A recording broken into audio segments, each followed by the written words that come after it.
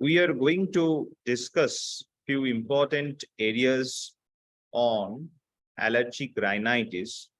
Specifically, we will discuss about the pharmacotherapeutic strategies for allergic rhinitis. One thing, it is very important to note that the terminology, atopy, sensitization, and allergy, these three terminologies are very important for us who are every day seeing our allergic patients. So when we talk about atopy, that is something called as genetically bizarre state. And when we called sensitization, that means we have some immunological condition. That means the IgE is sitting on top of our mast cell Fc epsilon receptor. But at the stage of sensitization, still we cannot tell that the allergy set in. So what is allergy? Allergy is something that is an entirely clinical state. So when we have different manifestations, like in case of this running nose, sneezing, itching over the nasal mucosa, so that is the time when we can call it as allergy. So from sensitization to developing allergy, what is required at that point of time, again, the re-exposure of allergen should be there, and that allergen will be coupled by the Ig receptors. That is Fc epsilon receptors on top of the Ig is sitting. So they will catch those allergen which come as a result of re-exposure, followed by the mast cell will degranulate and they will release lots of mediators, starting from histamine to leukotrienes and other mediators. So on that background, when we talk about allergic rhinitis, in this slide, we can see some typical clinical signs of allergic rhinitis, starting from the allergic sheeners, the first picture, then followed by the allergic salute, a development of a crease, nasal crease, followed by Denys-Morgan's line due to repeated rubbing of the eyes, and the clinical sign which we often found in allergic rhinitis, that is the boggy pale inferior turbinate. And if we see the posterior pharynx, then we'll find the cobblestone. So with this clinical diagnosis, we can find the allergic rhinitis. But as today we are going to discuss about the pharmacotherapeutics used for allergic rhinitis, we need to decide whether our patient is suffering from either mild and persistent symptoms or mild and intermittent symptoms, or it could be moderate to severe and intermittent symptoms to moderate to severe persistent symptoms. So how we can classify? We need to check two important things. Number one, the duration of the symptoms, and number two, the severity of the symptoms.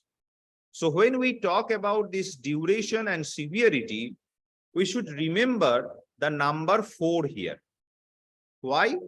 Because if I am suffering from the symptoms per week less than 4 days or per episode less than 4 weeks, then I am suffering from intermittent symptoms. Followed by, if I am suffering from more than equal to 4 days per week and more than equal to 4 weeks per episode, then that is the persistent symptoms. So now we need to check whether I am suffering from mild or moderate to severe disease. So to decide on that, again, we need to go through 4 important points. We need to check, number 1, the sleep, whether it is normal or not. Number 2, whether it is a normal work or school activities. Number 3 is the normal daily activities. Number 4 is the no disturbing other symptoms. So if it is everything is normal in these 4 points, then we can call it as mild severity. And when we are talking it as disturbed sleep or problems at work or school or impairment of daily activity and sports or disturbing any other forms of symptoms, then we can call it as moderate to severe disease. So to diagnose what type of allergic rhinitis we are dealing, that is very important and that need to be addressed. So when we talk about treatment, we need to understand what should be the goal of our treatment. So initially, it was only the relief from the symptoms, but now by the advent of different therapeutic strategies, we can say allergic rhinitis can be modified. The natural history of allergic rhinitis can be modified. So what are the therapeutic options available to achieve this goal? Number 1, the avoidance of the allergen. Number 2, the oral antihistamines. Number 3, the intranasal corticosteroids.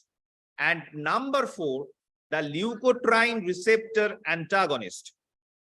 Finally, the allergen immunotherapy is a very important tool which can modify, which can alter the natural history of allergic disorders, specifically the allergic rhinitis.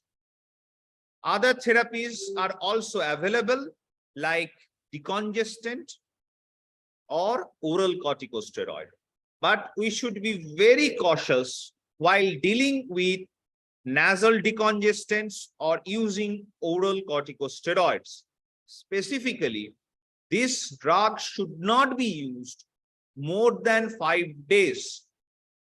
So when we are using this nasal decongestant, we are prescribing this nasal decongestant, we should inform our patient regarding the, or we can emphasize on not using this nasal decongestant more than 5 days.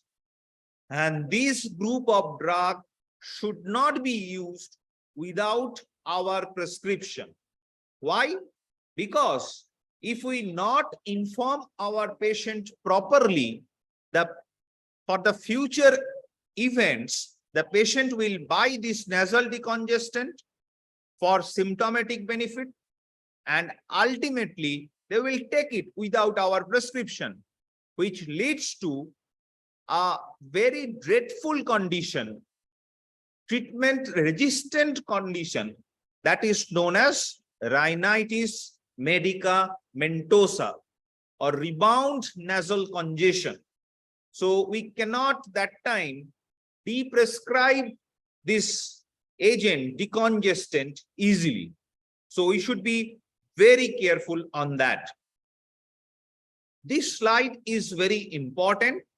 This was taken from a very important, very interesting journals, informative journal, Bosquet et al. On allergic rhinitis, where we can see the effect of different therapeutic option for allergic rhinitis on different types of symptoms of allergic rhinitis. So what is important to emphasize, we need to check the two columns, intranasal corticosteroid and intranasal corticosteroid plus intranasal antihistamine. They have the maximum effect on all symptoms, starting from rhinorrhea to sneezing, to nasal itching, to nasal obstruction, to ocular symptoms. Yes, as we are combining both intranasal corticosteroid and antihistamine, they are more efficacious compared to the intranasal corticosteroid. But one thing is important to note, the onset of action. So as we are combining intranasal antihistamine, so their onset of action is much quicker compared to the only intranasal corticosteroid. So that is why when we get a treatment naive newly diagnosed case, so that time we can initiate with this combination therapy. After that, for follow-up, we can continue with intranasal corticosteroid, because that will give the most benefit towards the patients with early onset of action. But unfortunately true that oral antihistamines are something which is often utilized by our patient from the as a over-the-counter medication. But we can clearly see the difference in the efficacy when comparing intranasal corticosteroid with oral antihistamines. So that is why we should increase this awareness on using intranasal corticosteroid to control inflammation locally. So that is most important. The nasal decongestant, they have only role in decreasing the congestion. So therefore, they will improve the nasal obstruction part. Otherwise, we can use leukotriene receptor antagonist. But I want to draw your attention here. You can see how much less efficacious is the leukotriene receptor antagonist like montelukast. So compared to intranasal corticosteroid or even compared to intranasal antihistamine, they have very limited or less efficacy. So this we need to understand. And when we can use ocular chromon like sodium chromoglycate or sometimes sodium chromoglycate and olopatadine, we can use combination this type of molecules in case of coexisting ocular symptoms, because ocular symptoms are most common non-nasal symptoms of allergic rhinitis. So when we are discussing this topic today, I must declare that for this presentation, I cannot complete or completely discuss about the allergen immunotherapy, antihistamines in details.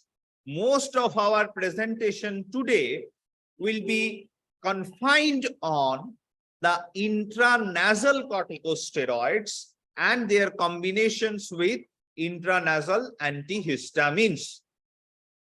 So oral antihistamines, that can be a separate chapter along with the allergen immunotherapy.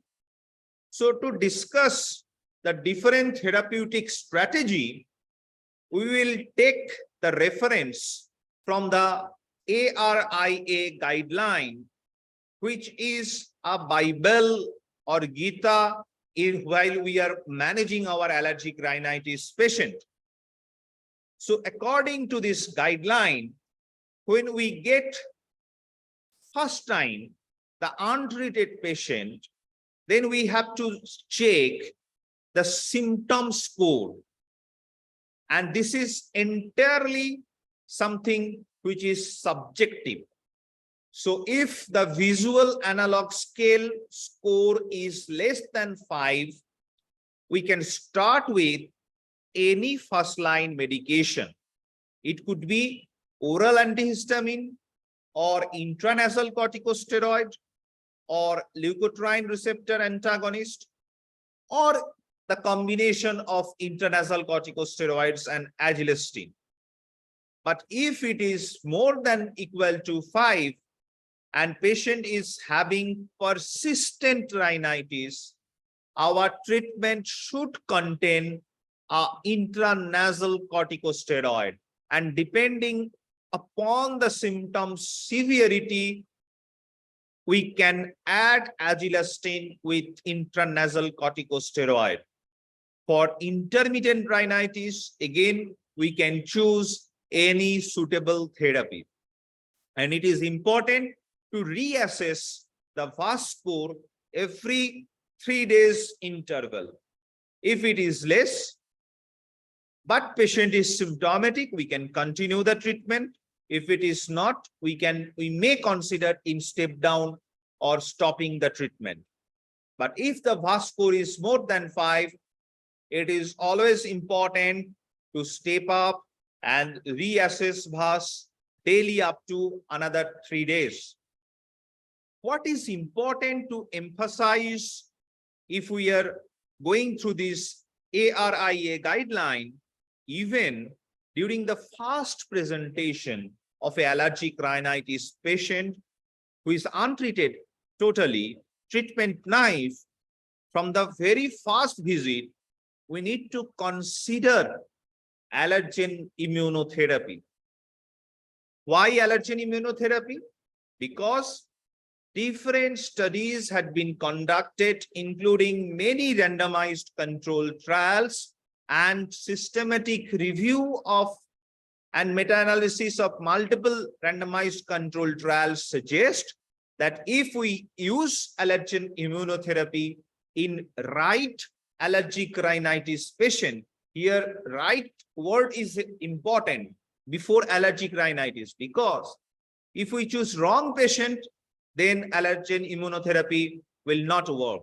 So if we choose the right patient, then we'll get definite benefit, because allergen immunotherapy is the only treatment modality that can alter the natural history of allergic rhinitis, because this will act directly on the Th2 mediated mechanisms, and they will upregulate the Treg cell and downregulate that Th2 mediated reactions with increasing the Th1 mediated reactions. So that is why the allergen immunotherapy need to be considered from the early presentation of treatment naive allergic rhinitis patient. So if we get a patient already being treated, then also we need to check the VAS score. If it is less than 5, we can choose any first line medication. If it is more than 5, there we should choose the intranasal corticosteroid or intranasal corticosteroid plus Azelastine. We need to reassess again after 7 days interval, and according to that, we can adjust the dose, either step down or step up, depending upon the symptom score. But if it is less than 5 and intermittent rhinitis without any chance of allergen exposure or allergen sensitization is not that, we can consider step down or stopping the treatment. But for persistent rhinitis or continued allergen exposure, there we need to maintain or even step up the treatment. Again, we need to check our patient status, whether they are the ideal candidate for initiating allergen immunotherapy that need to be explored. So, summarizing the recommendations for pharmacotherapy of allergic rhinitis, oral or intranasal antihistamines are less effective in controlling all rhinitis symptoms than intranasal corticosteroids. However, they are effective in many patients with mild to moderate disease, and many of our patients will prefer the oral medication instead of intranasal corticosteroids. The comparison between oral and intranasal antihistamines differ in their results. We don't have any final conclusion here. But in patients with severe rhinitis, intranasal corticosteroids are the first choice in treatment. Onset of action, it takes place after a few days. And if we can add intranasal antihistamine, then the onset of action will be little quicker. Concomitant use of an oral antihistamines and intranasal corticosteroid does not provide better efficacy than intranasal corticosteroids alone. But unfortunately, this is a common practice worldwide. Now, if we check few important prescribing considerations on different intranasal corticosteroid, then we'll find Fluticasone propionate.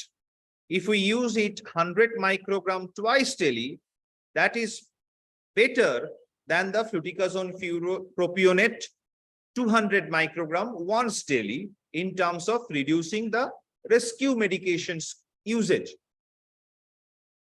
So when it is more than 200 microgram, then it will not provide any additional benefits. And Fluticasone propionate 200 microgram, there is a significant symptom relief in seasonal allergic rhinitis. And what happened? The therapeutic effect within 12 hours of intranasal administration. So there was a study to evaluate the safety of this molecule. So 12-month duration study conducted with Fluticasone propionate for 200 microgram daily, which demonstrate no effect, no adverse effect on any bone density or occurrence of cataract or glaucoma. So we can see a 12-month duration study had shown the safety of Fluticasone propionate.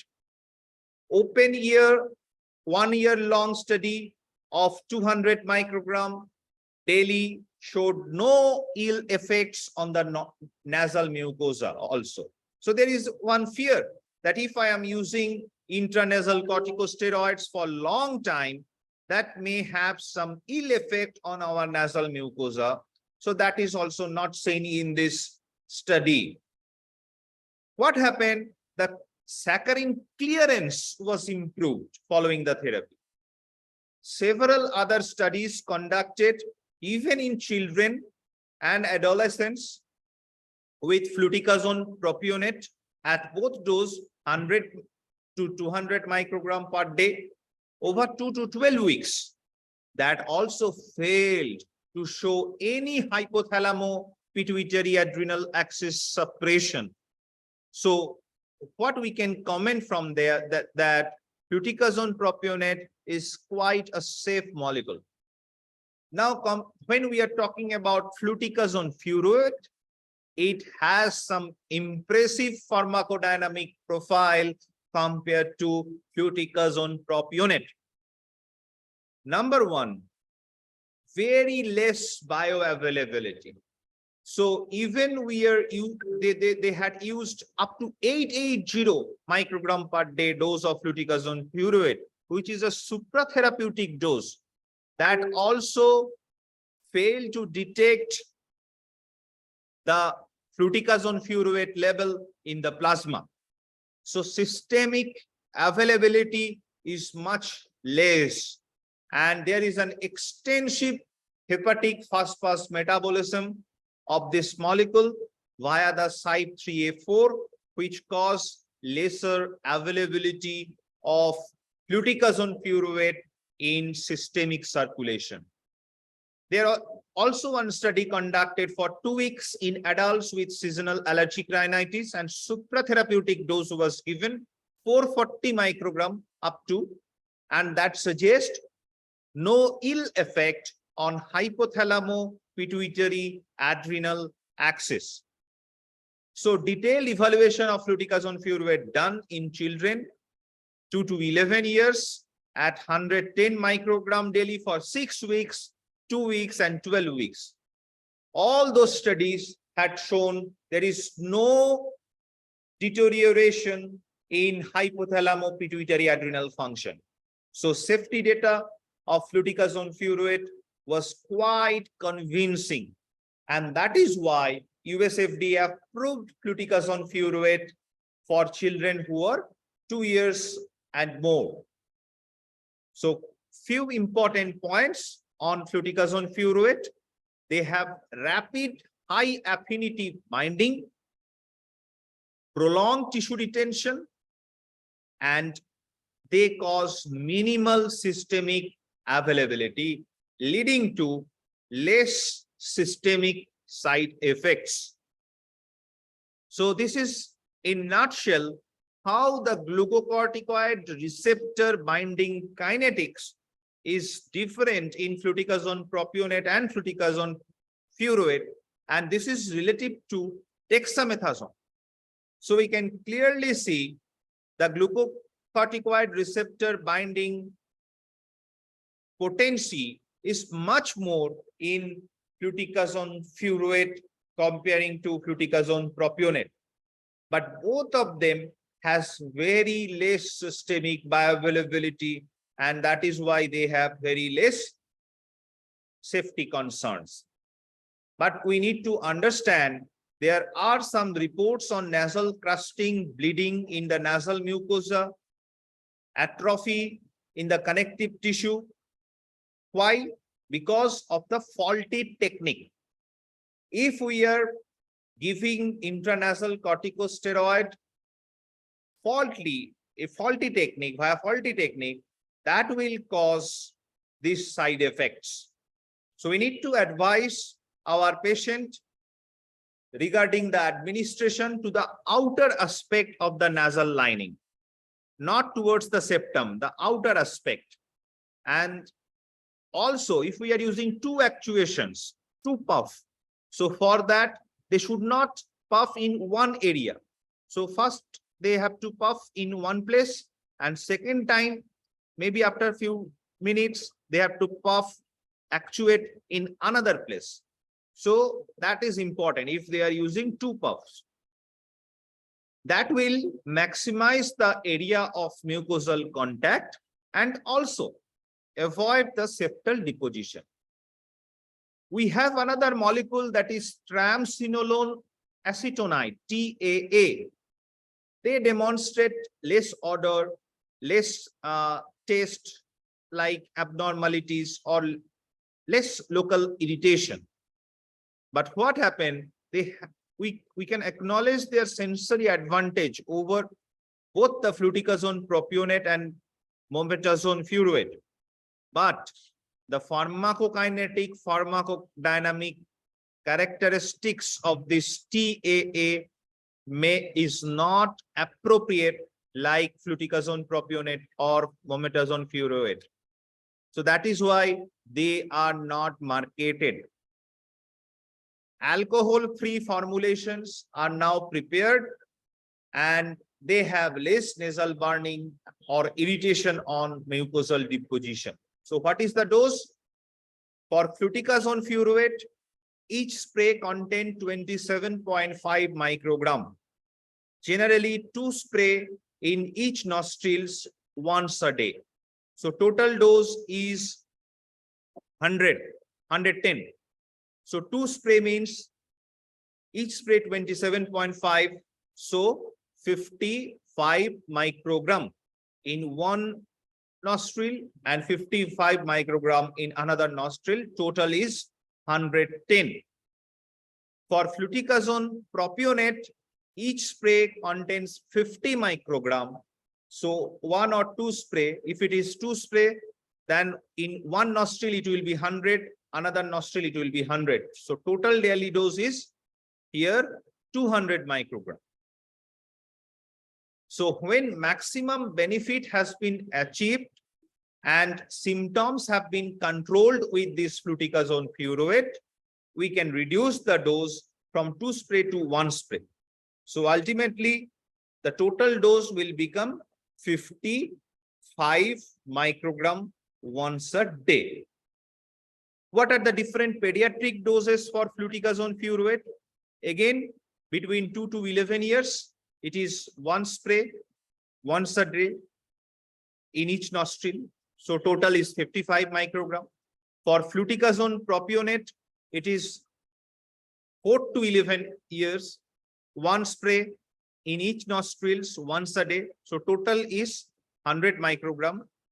For 12 years or older, fluticasone furoate, 2 sprays in each nostrils once a day. So we can give up to 110 microgram. For fluticasone propionate, it is 1 or 2 spray. Each spray is 50 microgram. So children between 2 to 11 years usually adequately respond to 55 microgram. But sometimes they may require higher dose. Up to 110 microgram we can use. But our goal should be like that. When we will achieve the maximum benefit, that time we need to deprescribe and we need to reach again the therapeutic dose 55 microgram daily. So 1 spray in each nostrils. So that should be our goal. When we are talking about mometasone, again, mometasone can be given in children too, between 3 to 11 years. Here also we need to emphasize the bioavailability of mometasone is only 0.1. So dose for mometasone, it is adult dose is 50 microgram in each spray, 2 sprays in each nostrils once a day. So that will be up to 200 microgram we can use. In patients with known seasonal allergy and which precipitate nasal symptoms during some seasonal exposures, seasonal allergic rhinitis can be treated with prophylactic regimen of this drug, and we can start this drug 2 to 4 weeks prior to the anticipated start of the pollen session. For between 2 to 11 years, it is better to confine within 100 microgram. And if it is age is more than 12, we can use the adult dose of mometasone furoate. Little bit knowledge is required for us on Azelastine, which is an intranasal antihistamine.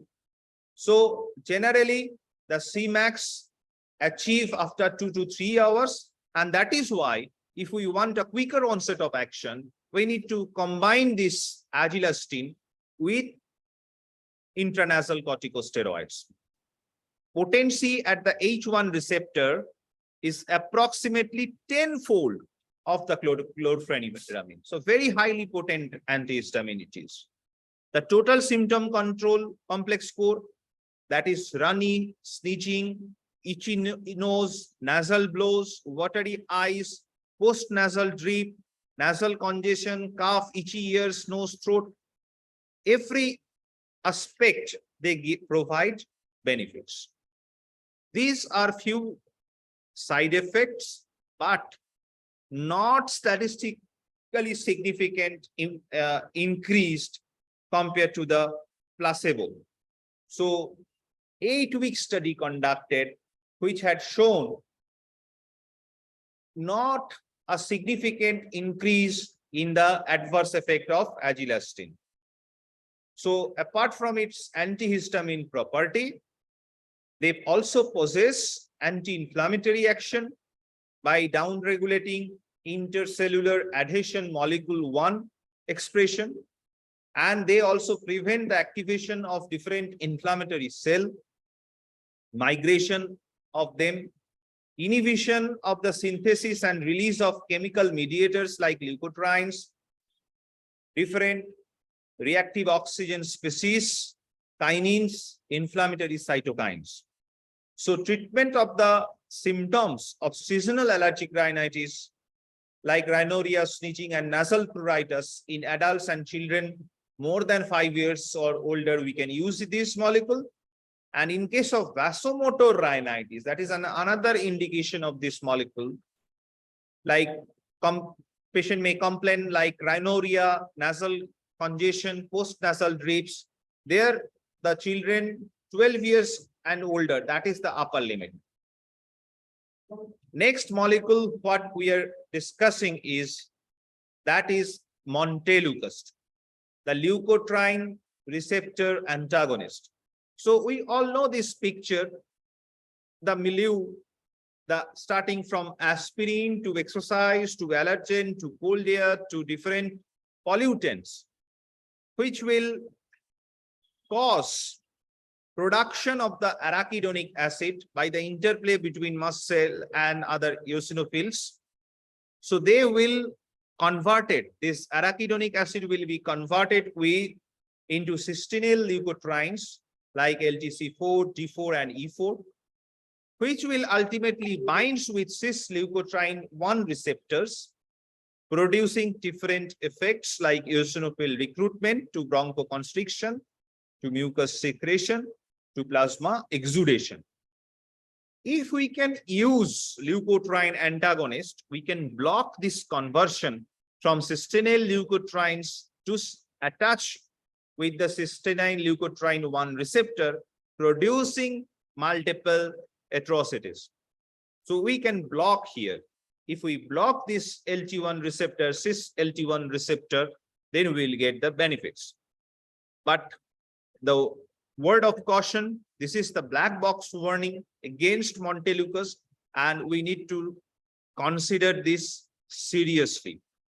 FDA is requiring a boxed warning stating that serious neuropsychiatric events that may include suicidal thoughts or action have been reported in patients taking montelukast. That is why it is very important to note that montelukast should only be used for allergic rhinitis patients who have an not adequate response or intolerance to alternative therapies. Like I am telling you one story of my patient who was suffering from allergic rhinitis. With each dose of intranasal corticosteroid, she was suffering from diminished vision and sometimes blindness, transient blindness. So when she had visited ophthalmologist, they had discovered there was a macular edema, and they had asked to stop all form of corticosteroid, including the topical corticosteroids like intranasal corticosteroids. So in that case, we have to use montelukast. We had started that patient with allergen immunotherapy. Very recently, we found the patient is almost 5 years of allergen immunotherapy. For last 1 year, there was a significant reduction in the need of antihistamines, montelukast, and patient was perfectly well. The patient was initially suffering from persistent, moderate to severe allergic rhinitis who cannot tolerate intranasal corticosteroid. So by the virtue of allergen immunotherapy, we provide some improvement in terms of quality of life. And also we can decrease the different adverse effects of intranasal corticosteroids. The medication related harms was prevented. What are the other agents? The second generation oral antihistamines we can use. The allergen immunotherapy has an immense role in modifying the natural history of the disease. Cromolyn sodium prophylactically can be used, and coexisting allergic conjunctivitis may require use of cromolyn sodium. And we need to be very cautious while using nasal sprays like nefazolin, xylometazoline, because they will cause rhinitis medicamentosa, which is nothing but a condition produced by this type of molecules. When we withdraw them, they will produce rebound nasal decongestion. So when we talk about allergic rhinitis pharmacotherapy, optimization is important. Start therapy with the maximal dose for age. Step down at 1 week intervals to the lowest effective dose after control is achieved. And we need to maintain the symptom control with alternative day or sometimes SOS basis. Patients with severe symptoms require daily use of drugs on a chronic basis. And there we need to make them aware on intranasal corticosteroid therapy. And also we need to explore whether the patient is a right candidate for allergen immunotherapy. Once daily dosing are convenient and can help optimizing the compliance of the patient. So summarizing, first of all, the allergen immunotherapy and the oral antihistamines, we can take those lectures in a separate class. Today, in this particular lecture, we missed them. We were mostly focusing on the intranasal corticosteroid and the combination of intranasal corticosteroid and antihistamines, intranasal antihistamines. But we should not forget the role of antihistamine, specifically the second generation antihistamines. But in some subset, when we have uncontrolled rhinorrhea, there the first generation antihistamines can be beneficial because they have an inherent anticholinergic property which can address the rhinorrhea. The Fluticasone Furoate is very good molecule, once daily molecule, and they are highly lipophilic in nature. But all these agents like Fluticasone, Furoate, propionate, and Mometasone, they have very less bioavailability, and that is why they have very less risk of different systemic adverse effects. And as we had discussed, lots of studies had been done to see their effects on hypothalamo-pituitary adrenal axis, and it was found to be neutral on HPA axis. While prescribing montelukast, we need to have a proper calculation on risk versus benefit because of that black box warning on different adverse effect related to montelukast on our different neuropsychiatric adverse effects. With that, I once again thank you all for your patience listening. And if we have any specific questions, comments, we can address those for next 5 minutes. Thank you. Thank you very much.